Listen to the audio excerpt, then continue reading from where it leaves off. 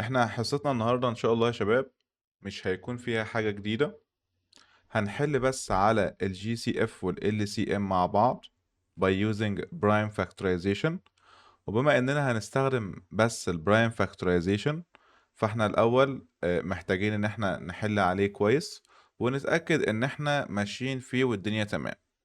حصة النهاردة يعتبر توقف شوية، احنا كان المفروض ناخد اخر لسن في اليونت ونراجع على اليونت كلها، لكن لا احنا اخدنا او هناخد دلوقتي اسئلة على الجي سي اف والال سي ام مع بعض، علشان لو اي حد عنده مشكلة في النوعية دي من المسائل نكون حلناها له ان شاء الله.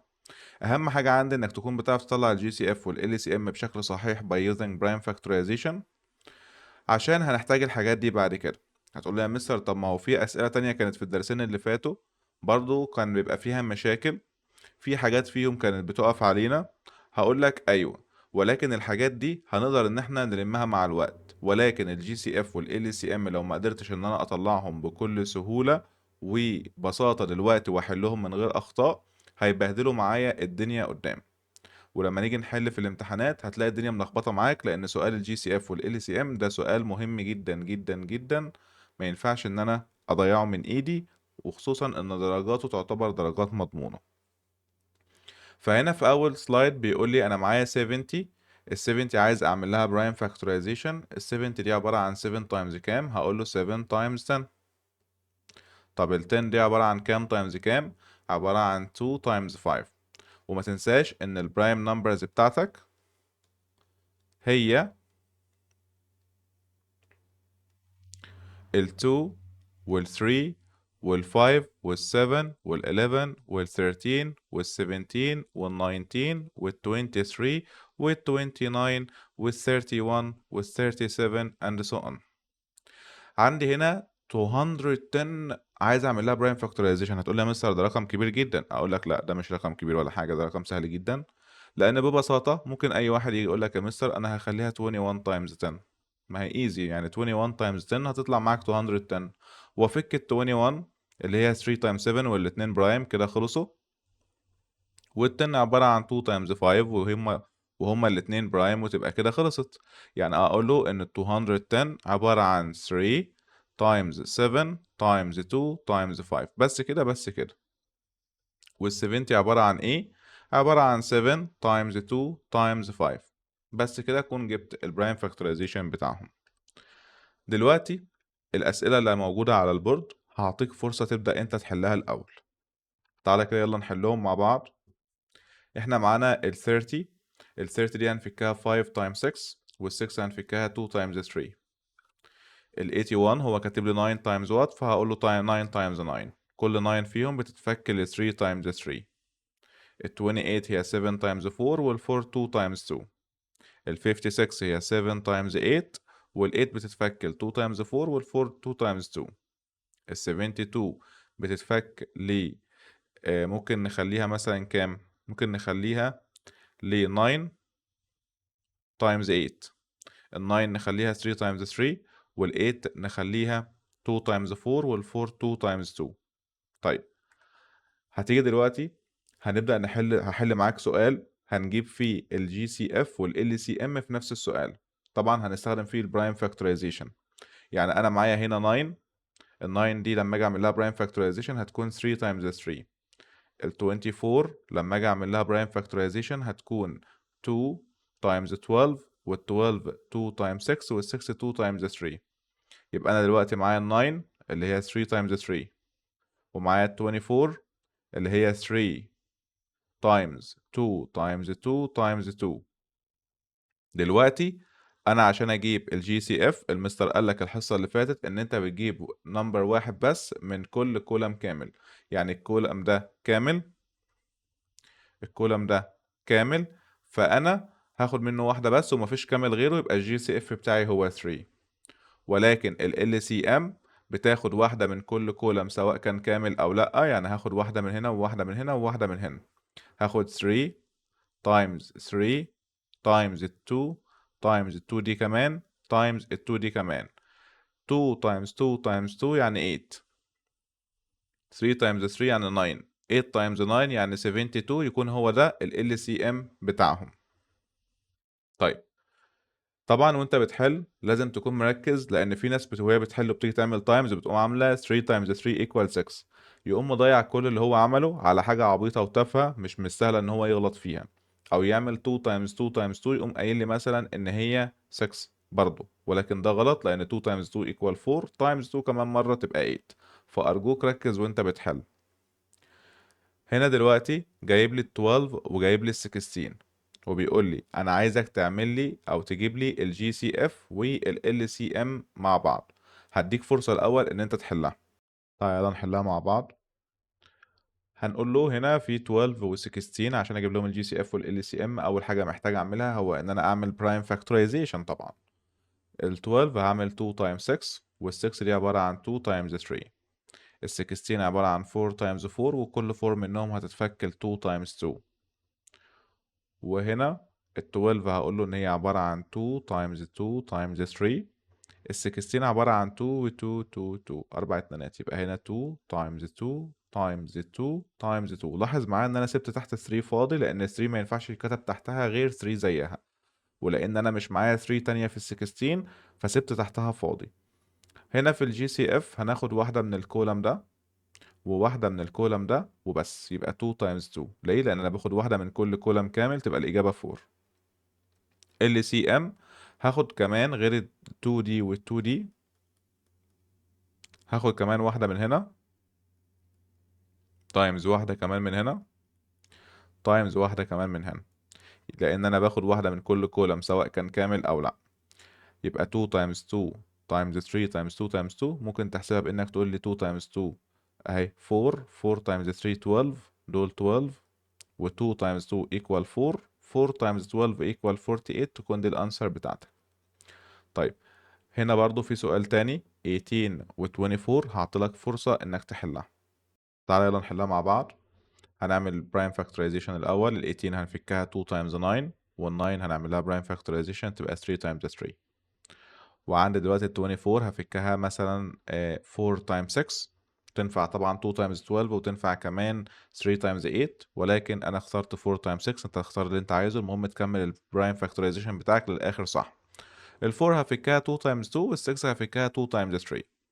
هبدأ إن أنا أنقلهم. ال 18 عبارة عن 2 times 3 times 3. ال 24 فيها 2 و 2 و 2 و 3، 2 واحدة هنا هكتبها تحت ال 2 دي، وفي كمان اتنين تانيين أهم هكتبهم في الآخر، وفي 3 واحدة أهي. يبقى هنا في 3 مفيش تحتها حاجة، و 2 و 2 مفيش فوقهم حاجة. يبقى بالتالي دلوقتي الجي سي اف بتاعي هاخد واحدة من هنا وواحدة من هنا عشان دول عمدان كاملة كولمز كاملة يعني.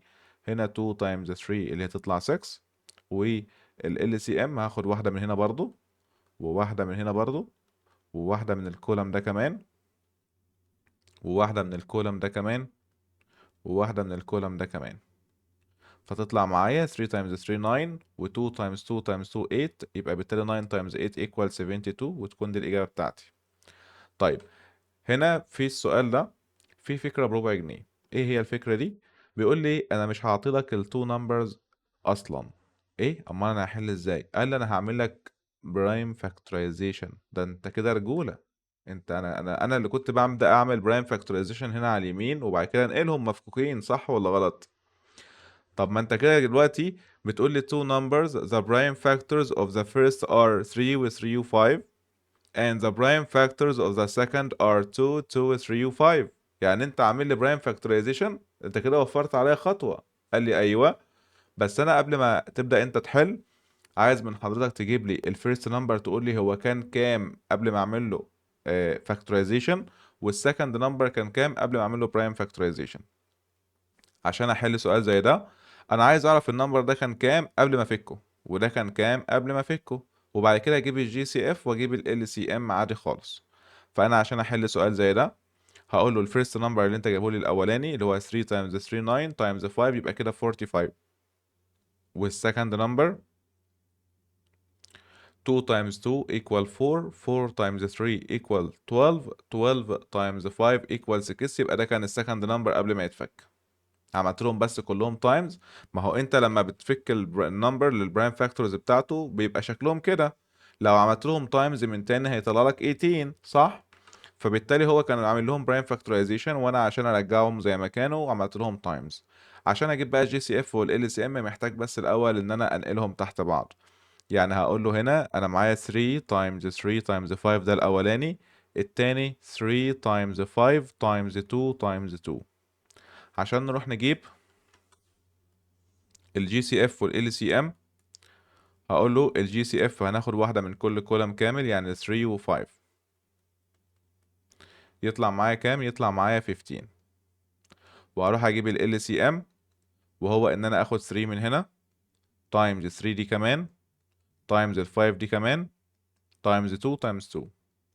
وانا كنت شرحت لك قبل كده وقلت لك لما يكون معاك 2 و5 خليهم تايمز بعض اسهل. ليه؟ لان لما يبقى معاك 10 وتيجي تعملها تايمز اي حاجه بعد كده في الدنيا هتبقى سهله انك بتزود لها زيرو بس. فانا هعمل 3 تايمز 3 ب 9، 9 تايمز 2 ايكوال 18، 18 تايمز ال 10 اللي انا مجهزها هنا يبقى 180، ويبقى ده ال سي ام بتاعي. لانك لو رحت قعدت تحسبها 3 تايمز 3 9، 9 تايمز 5 45، طب 45 تايمز 2 تقعد بعد شويه تحسبها وتطلع لك 90، و90 تايمز 2 180، وتقعد شويه تحسبها. طب وعلى ايه؟ 3 تايمز 3 9، 9 تايمز 2 equal 18 تايمز ال 10 اللي انا مجهزها يبقى 180 وبس. يبقى الجي سي اف بتاعي هنا هو 15، والال سي ام بتاعي هنا هو 180، وبكده اكون حليتها بكل سهوله. طيب دلوقتي انا معايا هنا 12 و10، عايزك تحسب لي ليهم الجي سي اف والال سي ام. ابدأ احسب لي يلا أول سؤال، هديك فرصة تحلها. تعالى يلا نحلهم مع بعض. هنا هو بيقول لي 12 and 10، عايز أجيب لهم الجي سي اف والال سي ام. أول حاجة محتاج أعملها هو إن أنا أعمل برايم فاكتورايزيشن. ال 12 عبارة عن 3 تايم 4، وال 4 عبارة عن 2 تايمز 2، وال 10 2 تايمز 5. هروح أكتب ال 10 equal 2 تايمز 5، وال 12 عبارة عن 2 تايمز 2 تايمز 3. وأنا بجيب الجي سي اف مش هلاقي غير 1 كولم كامل بس اللي هي 2، وانا بجيب ال LCM هاخد واحدة من ال 2 تايمز واحدة كمان من ال 5 تايمز واحدة من الكولم ده اللي هي 2 تايمز واحدة من الكولم ده اللي هي 3. 2 تايمز 5 10، و 2 تايمز 3 6، يبقى كده 60. تمام. طيب بالنسبة للسؤال التاني، ال 9 لما بتيجي تفكها بتفكها 3 تايمز 3، ولكن ال 5 برايم ما بتتفكش اصلا، فبالتالي هتفضل 5 زي ما هي. حلو حلو. دلوقتي انا عايز اجيب الجي سي اف وعاوز اجيب ال سي ام. اعمل ايه؟ ال سي ام سهل، 3 تايمز 3 تايم 5، لان هاخد واحده من كل كولم سواء كان كامل او لا، فهتطلع معايا 45. ولكن المشكله في الجي سي اف، الجي سي اف يا مستر مفيش ولا كولم كامل. اعمل ايه؟ قال لي لو ما لقيتش ولا كولم كامل هتروح تكتب 1، يبقى الجي سي اف بتاعنا 1. بس كده بس كده. ليه؟ لان مفيش اي كومن فاكتورز ما بينهم، يبقى بالتالي ال1 هو الكومن فاكتور الوحيد، لان انت عارف ان ال1 هو الكومن فاكتور اوف اول نمبرز. لانك لما بتيجي تفكهم بالطريقه التانية بتفكهم 9 و1 و3، وال5 بتكون 5 و1. فالكومن فاكتور الوحيد هنا هيكون 1 اللي ما بنستخدموش في العاده لان هو كده كده موجود فيهم كلهم. ولكن لما اتزنقت وما لقيتش ان في اي كومن فاكتورز موجوده، فيبقى التالي يبقى هو الجي سي اف بتاعي وبس. ابدأ حل يلا في السؤال التالت. تعالى كده يلا نحلهم مع بعض. هنا في ال 20 وال 30، ال 20 هقدر ان انا افكها ل 4 تايمز 5، وال 4 هفكها ل 2 تايمز 2. طبعا انت تقدر تعمل برايم فاكتورايزيشن في جنب خالص عشان تقدر تحلها بكل سهولة وتعمل برايم فاكتورايزيشن بايه؟ بسلاسة بالنسبة لك. ال 30 ممكن اعملها 5 تايمز 6، وال 6 دي هفكها ل 2 تايمز 3. فانا رصيت النمبرز على طول تحت بعضها. انت ممكن تيجي في جنب كده تقول له 20 عبارة عن 2 تايمز 10، وال 10 2 تايمز 5 as you like. كذلك ال 30 6 تايمز 5، ودي ال 6 تبقى 2 تايمز 3. الجي سي اف بتاعنا هيكون ال 2 تايمز 5 اللي هو 10، لان باخد واحدة من كل كولم كامل فقط. ولكن ال LCM ما بيزعلش حد، هناخد واحدة كمان من الكولم ده وواحدة كمان من الكولم ده، فتبقى 2 تايمز 2 تايمز 5 تايمز 3. فتطلع معايا 2 تايمز 2 4، 4 تايمز 5 20 تايمز 3 equal 60. او تقول له 2 تايمز 5 زي ما علمتك تبقى 10 الاول، و2 تايمز 3 تبقى 6 مع ال 10 يبقى 60. ال 28 وال 42 هروح اجيب ال 28 اعمل لها برايم فاكتورايزيشن 4 تايمز 7 وال 7 2 تايمز 2 4 وال 4 2 تايمز 2 ال 42 هتبقى 6 تايمز 7 ال 6 هفكها 2 تايمز 3 يبقى احنا معانا كده 28 و 42 equal 2 times 2 times 7 وال 42 2 times 7 times 3 هنروح نجيب الجي سي اف واللي هو هيطلع 2 times 7 العمدان الكاملة بس بناخد من كل كولم واحدة يبقى 14 وال سي ام زي ما اتفقنا بيزعلش حد هناخد واحدة من هنا وواحدة من هنا وواحدة من هنا وواحدة من هنا فهتبقى 2 times 2 times 7 times 3 يبقى 3 times 7 ب 21 و 2 times 2 equal 4 وتطلع معاك في الآخر 84 أو ممكن ببساطة تقول له عشان تحلها بسهولة بالنسبة لك يعني أنا هعمل 2 times 2 equal 4 times 3 equal 12 و 12 times 7 تطلع معاك 84 وتكون دي الأنسر بتاعتنا تمام. هنيجي عند ال 2 وال 11 هتلاحظ إن هما الاتنين برايم نمبرز الاتنين برايم نمبرز لما يكونوا الاتنين برايم نمبرز ال 2 وال 11 فالاتنين مش هيتفكوا يبقى بالتالي اوتوماتيك الجي سي اف ايكوال 1 لان هما الاتنين برايم نمبر 11 و 2 are prime numbers وبالتالي الجي سي اف بتاعهم هيطلع 1 والال سي ام بتاعهم بص هيطلع their product يعني ايه يا مستر their product يعني التايمز بتاعهم ايوه يعني اكتب له their product لا احسبها له هتقول له 2 times 11 ب 22 ده ال سي ام بتاعهم على طول كده من غير ستيبس ما هو أصل مش هيتفكوا يعني يا مستر هقوم قايل له ان ال 11 وال 2 برايم نمبرز يبقى جي سي اف 1 وال سي ام 22 على طول من غير ما اعمل برايم فاكتورايزيشن لان هم اصلا برايم.